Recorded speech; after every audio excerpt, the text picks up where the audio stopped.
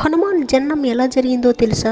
ఒక కథనం ప్రకారం హనుమంతుని తల్లి పూర్వజన్మలో పుంజిక స్థల అనే అప్సరస ఒకసారి ఒక ముని వద్ద అసభ్యంగా ప్రవర్తించినందుకు అతని శాపానికి గురై భూమిపై వానర రూపిణిగా జన్మించింది. ఆ శాప ఫలితముగానే కిష్కింధలో వానరరాజు కేసరిని వివాహం మాడి అంజనాదేవి అయ్యింది.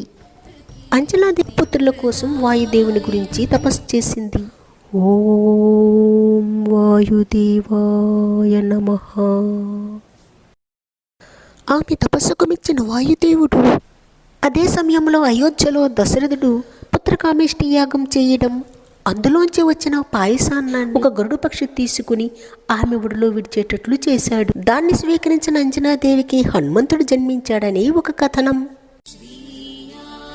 అందుకే హనుమంతుడు రాముడు యజ్ఞఫలంగా పుట్టాడని, వానరాధిపతిగా అనంతరం రామకార్య సిద్ధి కోసం సేవ చేశాడని మన హిందూ ధర్మం రామాయణం చెబుతోంది.